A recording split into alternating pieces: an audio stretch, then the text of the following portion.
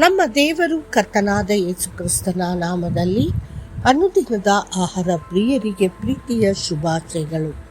2025 ಮೇ ತಿಂಗಳ 18ನೇ ತಾರೀಕಿನ ಭಾನುವಾರದ ದೇವರ ವಾಕ್ಯವು, ಒಳ್ಳೆಯತನದಿಂದ ತೃಪ್ತಿ.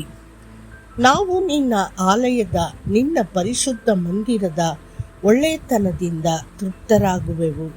ಕೀರ್ತನೆಗಳು 65:4.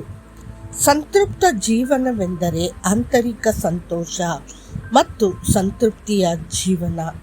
ಇದು ನಿಜವಾದ ಕ್ರೈಸ್ತರ ಜೀವನ, ಶಾಂತಿ ಮತ್ತು ಆಳವಾದ ತೃಪ್ತಿಯ ಜೀವನ. ಆದರೆ ಅತೃಪ್ತ ಮನುಷ್ಯನು ವ್ಯರ್ಥವಾಗಿ ಹಲವು ಮಾರ್ಗಗಳನ್ನು ಪ್ರಯತ್ನಿಸುತ್ತಾನೆ. ಅವನು ಹುಡುಕುತ್ತಲೇ ಇದ್ದರೂ ಅವನು ದುಃಖ ಮತ್ತು ಅಶಾಂತಿಯಿಂದ ಹೊರೆಯಾಗುತ್ತಾನೆ.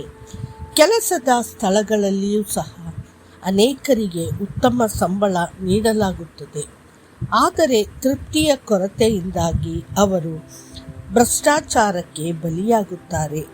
ಲಂಚವು ಎಂದಿಗೂ ತೃಪ್ತಿಯನ್ನು ತರುವುದಿಲ್ಲ. ತೃಪ್ತಿಯ ಕೊರತೆಯು ಕುಟುಂಬಗಳನ್ನು ನಾಶಪಡಿಸುತ್ತದೆ. ಒಳ್ಳೆಯ ಗಂಡಂದಿರಿದ್ದರೂ ಸಹ ಅತೃಪ್ತರಾಗಿ ಬೇರೆಡೆ ಹುಡುಕುವ ಹೆಂಡತಿಯರಿದ್ದಾರೆ. ಅದೇ ರೀತಿ ಹಲವು ಗಂಡಂದಿರು ತಮ್ಮ ಹೆಂಡತಿಯರಲ್ಲಿ ತೃಪ್ತಿಯನ್ನು ಕಂಡುಕೊಳ್ಳಲು ಸಾಧ್ಯವಾಗದೆ ಇತರ ಮಹಿಳೆಯರ ಕಡೆಗೆ ತಿರುಗುತ್ತಾರೆ. ಸತ್ಯವೇದವು ಹೇಳುತ್ತದೆ, ನರಕ ಮತ್ತು ನಾಶನವು ಎಂದಿಗೂ ತೃಪ್ತಿಯಾಗುವುದಿಲ್ಲ. ಹಾಗೆಯೇ ಮನುಷ್ಯನ ಕಣ್ಣುಗಳು ಎಂದಿಗೂ ತೃಪ್ತಿಯಾಗುವುದಿಲ್ಲ. ಜ್ಞಾನೋಕ್ತಿಗಳು 27:20. ಬೆಳ್ಳಿಯನ್ನು ಪ್ರೀತಿಸುವವನು ಬೆಳ್ಳಿಯಿಂದ ತೃಪ್ತನಾಗುವುದಿಲ್ಲ. ಸಮೃದ್ಧಿಯನ್ನು ಪ್ರೀತಿಸುವವನು ಲಾಭದಿಂದ ತೃಪ್ತನಾಗುವುದಿಲ್ಲ. ಇದು ಕೂಡ ವ್ಯರ್ಥ. ಪ್ರಸಂಗಿ 5:10. ಹಾಗಾದರೆ ಯಾರು ತೃಪ್ತರಾಗುತ್ತಾರೆ? ನಿಜವಾದ ಸಂತೋಷ ಮತ್ತು ಸಂತೃಪ್ತಿಯನ್ನು ಯಾರು ಅನುಭವಿಸುತ್ತಾರೆ? ಸತ್ಯವೇದವು ನಮಗೆ ಹೇಳುತ್ತದೆ, ದೀನರು ಊಟ ಮಾಡಿ ತೃಪ್ತರಾಗುತ್ತಾರೆ. ಕೀರ್ತನೆಗಳು 22:26. ಈ ಸೌಮ್ಯತೆಯನ್ನು ಕ್ರಿಸ್ತನೇ ಕೊಡುತ್ತಾನೆ. ಯೇಸು ಕರೆದು ಹೇಳುತ್ತಾನೆ, ನನ್ನ ನೊಗವನ್ನು ನಿಮ್ಮ ಮೇಲೆ ತೆಗೆದುಕೊಂಡು ನನ್ನಿಂದ ಕಲಿಯಿರಿ, ಏಕೆಂದರೆ ನಾನು ಸೌಮ್ಯ ಮತ್ತು ದೀನ ಹೃದಯದವನು, ಮತ್ತು ನಿಮ್ಮ ಆತ್ಮಗಳಿಗೆ ನೀವು ವಿಶ್ರಾಂತಿ ಪಡೆಯುವಿರಿ. ಮತ್ತಾಯ 11:29. ನಾವು ಕ್ರಿಸ್ತನ ಸೌಮ್ಯತೆಯನ್ನು ಧರಿಸಿದಾಗ ನಮ್ಮ ಇಡೀ ಜೀವನವು ಶಾಂತತೆ ಮತ್ತು ತೃಪ್ತಿಯಿಂದ ತುಂಬಿರುತ್ತದೆ. ಅದು ನಿಜ. ಕೊರತೆಯ ಕಾಲಗಳು ಬರಬಹುದು, ಕೊರತೆ ಅಥವಾ ಅಗತ್ಯದ ದಿನಗಳು ಬರಬಹುದು. ಆದರೆ ದೇವರು ನಮಗೆ ತೃಪ್ತಿಕರ ಜೀವನವನ್ನು ನೀಡುವುದಾಗಿ ಭರವಸೆ ನೀಡುತ್ತಾನೆ.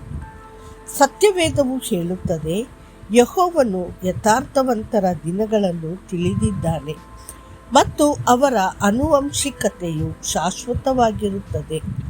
ಅವರು ಕೆಟ್ಟ ಸಮಯದಲ್ಲೂ ನಾಚಿಕೆ ಪಡುವುದಿಲ್ಲ ಮತ್ತು ಕ್ಷಾಮದ ದಿನಗಳಲ್ಲಿ ಅವರು ತೃಪ್ತರಾಗುತ್ತಾರೆ. ಕೀರ್ತನೆಗಳು 37:18 ಮತ್ತು 19. ಅಪೊಸ್ತಲನಾದ ಪೌಲನು ಹೇಳುತ್ತಾನೆ, ನಾನು ಯಾವುದೇ ಸ್ಥಿತಿಯಲ್ಲಿದ್ದರೂ ಎಲ್ಲದರಲ್ಲೂ ಸಂತೃಪ್ತನಾಗಿರುವುದನ್ನು ಕಲಿತಿದ್ದೇನೆ. ಎಲ್ಲೆಡೆ ಮತ್ತು ಎಲ್ಲ ವಿಷಯಗಳಲ್ಲಿ ಹೊಟ್ಟೆ ತುಂಬಿರುವುದನ್ನು ಮತ್ತು ಹಸಿದಿರುವುದನ್ನು, ಸಮೃದ್ಧಿಯಾಗಿರುವುದನ್ನು ಮತ್ತು ಕೊರತೆಯನ್ನು ಅನುಭವಿಸುವುದನ್ನು ಕಲಿತಿದ್ದೇನೆ. ಫಿಲಿಪ್ಪಿಯವರಿಗೆ 4:11 ಮತ್ತು 12. ಆದ್ದರಿಂದ ದೇವರು ನಿಮ್ಮನ್ನು ತೃಪ್ತಿಪಡಿಸುತ್ತಾನೆ ಎಂಬ ವಾಗ್ದಾನವನ್ನು ದೃಢವಾಗಿ ಹಿಡಿದುಕೊಳ್ಳಿರಿ. ಆತನು ನಿಮಗೆ ಏನೇ ಕೊಟ್ಟರೂ ಅದು ನಿಮ್ಮ ಕೆಲಸ, ನಿಮ್ಮ ಬಟ್ಟೆ, ನಿಮ್ಮ ಸರಬರಾಜು. ಕೃತಜ್ಞರಾಗಿರಿ ಮತ್ತು ತೃಪ್ತರಾಗಿರಿ. ಪ್ರತಿಯೊಂದು ಸಂದರ್ಭದಲ್ಲೂ ಆತನನ್ನು ಸಂತೋಷದಿಂದ ಸ್ತುತಿಸಿರಿ. ತಕ್ಕ ಸಮಯದಲ್ಲಿ ಆತನು ನಿಮ್ಮನ್ನು ಮೇಲಕ್ಕೆತ್ತಿ ಹೇರಾಳವಾಗಿ ಆಶೀರ್ವದಿಸುವನು. ಮತ್ತಷ್ಟು ಹೆಚ್ಚಿನ ಧ್ಯಾನಕ್ಕಾಗಿ ನೀತಿಗಾಗಿ ಹಸಿದು ಬಾಯಾರುವವರು ಧನ್ಯರು, ಅವರು ತೃಪ್ತರಾಗುವರು. ಮತ್ತಾಯ 5:6. ಕರ್ತನು ನಿಮ್ಮನ್ನು ಆಶೀರ್ವದಿಸಲಿ. ಆಮೇನ್.